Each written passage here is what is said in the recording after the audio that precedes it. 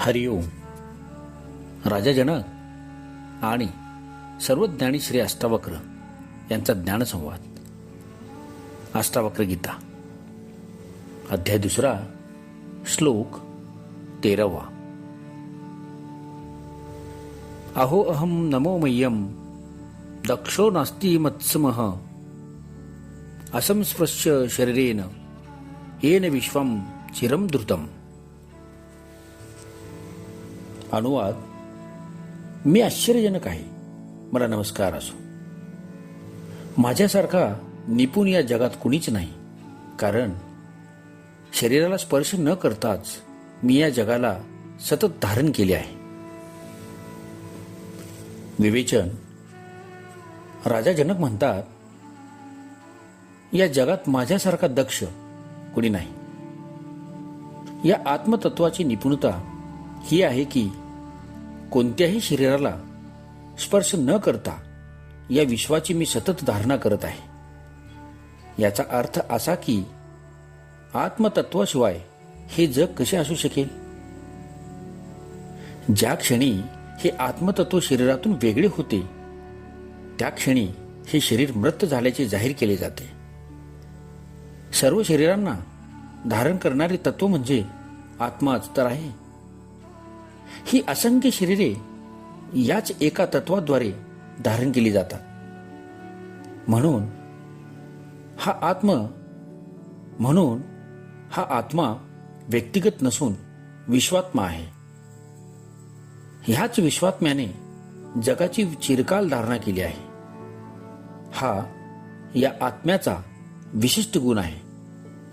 तो स्वतः करता नसूनही त्याच्या गुणांनी स्वाभाविक क्रिया आपोआप होत आहे. ज्याप्रमाणे चुंबक लोखंडाला प्रयत्न करून उडत नाही, विद्युत आपल्या प्रयत्नाने किंवा इच्छेने प्रकाश देत नाही, सूर्य आपल्या इच्छेने उष्णता व प्रकाश देत नाही, गुरुत्वाकर्षण कोणाच्या आदेशाने वस्तूंना ओढत नाही, ढग व पाऊस कोणाच्या हुकुमाने पाणी देत नाही. हे सर्व त्यांचे त्यांचे स्वाभाविक गुण आहेत, ज्यामुळे या सर्व क्रिया आपोआप होत असतात. त्याचप्रमाणे हे आत्मतत्व या जगाची स्वाभाविकपणे धारणा करीत आहे. त्याच्या मर्जीने नव्हे तर त्याच्या स्वाभाविक गुणांनी धारणा होते. राजा जनकाने एका महान सत्य या सूत्राद्वारे सांगितले आहे. जे लोक सर्व कार्य ईश्वराच्या आदेशाने होतात असे मानतात, त्याला कर्ता मानतात, त्यांना या सत्यामुळे कदाचित वाईट वाटेल, पण हे एक वैज्ञानिक सत्य आहे. विज्ञानाचा आधार सुद्धा हीच दृष्टी आहे. केवळ धार्मिक कथन नव्हे तर वैज्ञानिक सत्य म्हणून हे जाणून घेतल्यास सर्व धर्मतत्व हे अंतिमतः वैज्ञानिक तत्व सुद्धा असते हे समजेल.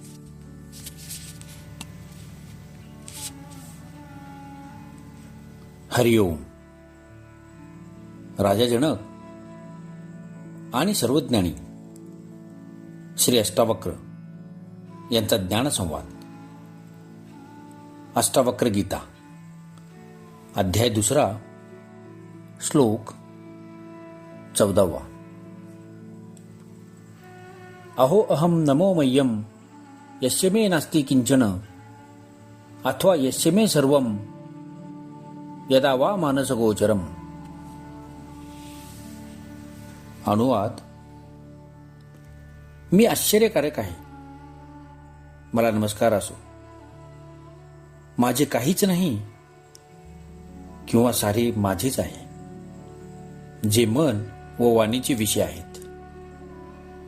विवेचन: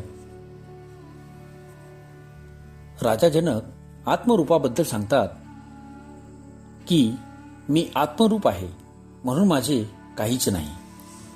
मालकी हक्क येथे असतो जेथे कशावर ताबा केलेला असतो. आत्मा कशावरच ताबा करत नाही. तो असंग, अक्रिय आहे, म्हणून आत्म्याचे मालकीचे काहीच नाही. तो तर केवळ दृष्ट आहे, साक्षी आहे. त्याच्या उपस्थितीत सर्व काही होत आहे. त्याचवेळी राजा जनक सर्व काही माझेच आहे असेही सांगतात. याचा अर्थ सर्व काही आत्म्याचे आहे, कारण ही सर्व सृष्टी त्याच आत्म्याचा खेळ आहे, त्याचेच नृत्य आहे, त्याचीच लीला आहे.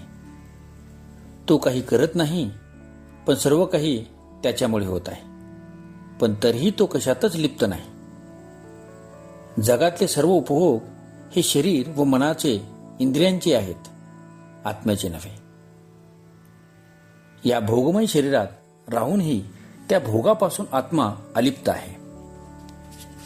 अशा महान आत्म्याला नमस्कार असो. हरिओम. राजा जनक आणि सर्वज्ञानी श्री अष्टावक्र यांचा ज्ञानसंवाद. अष्टावक्र गीता, अध्याय 2, श्लोक 15. ज्ञानम ज्ञेयम तथा ज्ञाता त्रितयम नास्ति वास्तवम अज्ञानाभ्याति यत्रेदम सोहम अस्मि निरंजनः. अनुवाद. ज्ञान, ज्ञेय आणि ज्ञाता ही तिन्ही वास्तविक नाहीत, कारण या तिन्ही बाबी केवळ अज्ञानामुळे जाणवतात. मी तर फक्त निरंजन आहे, निर्दोष आहे. विवेचन. जे जाणून घेतले जाते त्यास ज्ञान म्हणतात. ज्याला जाणून घेतले जाते त्याला ज्ञेय म्हटले जाते, व जो जाणून घेतो तो ज्ञाता असतो. कोणत्याही वस्तूचे ज्ञान होण्यासाठी या तिन्ही गोष्टींची गरज असते, अन्यथा ज्ञान होत नाही. या प्रकारे कर्ता, कर्म, क्रिया, भोक्ता, भोग्य व भोग अशी त्रिपुटी आहे.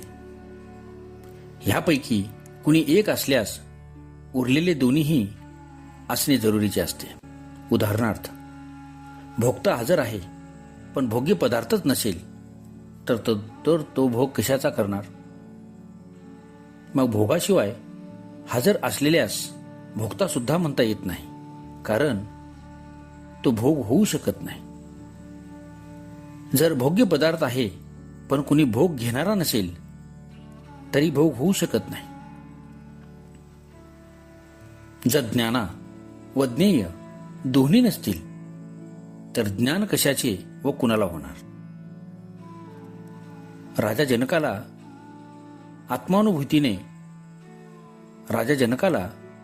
आत्मानुभूतीचे ज्ञान झाले असल्याने त्याला अज्ञ ज्ञानाची अपेक्षा नाही. जोपर्यंत अज्ञान आहे, आत्मस्वरूपाचे ज्ञान नाही, तोपर्यंत ज्ञाता, ज्ञेय व ज्ञान यांच्या स्वतंत्रपणाची जाणीव होत राहते. वास्तविक ह्या तिन्ही गोष्टी आत्माच आहे. ज्ञानी माणसासाठी हे भेद खोटे आहेत. अज्ञानी माणसालाच ज्ञानाची आवश्यकता आहे. त्याला ज्ञान हवे असेल तर ज्या वस्तूचे ज्ञान व्हायचे ती वस्तू असली पाहिजे, शिवाय ज्ञानप्राप्तीची क्रियाही करावी लागेल. आत्मा स्वतःच ज्ञान आहे. जगातल्या समस्त ज्ञानाचे ज्ञान तोच आहे. त्याने कशाचे ज्ञान घेण्याचा मुद्दाच उद्भवत नाही. म्हणून त्याच्यासाठी ह्या तिन्ही बाबी वास्तव नाहीत. अज्ञानी माणसाला हे भेद जाणवतात, ज्ञानी माणसाला नव्हे. अज्ञानी माणूस जगातल्या असंख्य बाबींचे ज्ञान घेण्याचे प्रयत्न करतो, पण आत्म्याचे ज्ञान नसल्याने अंतिमतः अज्ञानीच राहतो. ज्ञानी माणूस ज्ञानामुळे तृप्त होतो व तो आत्मज्ञानाशिवाय दुसऱ्या वास्तविक नसणाऱ्या ज्ञानाची अपेक्षा ठेवत नाही. म्हणून आत्मज्ञान हेच परमश्रेष्ठ ज्ञान आहे. हेच या सूत्राचे तात्पर्य आहे. जे आत्मज्ञान प्राप्त करतात तेच अज्ञानातून मुक्त होतात. ओम शांती शांती शांती.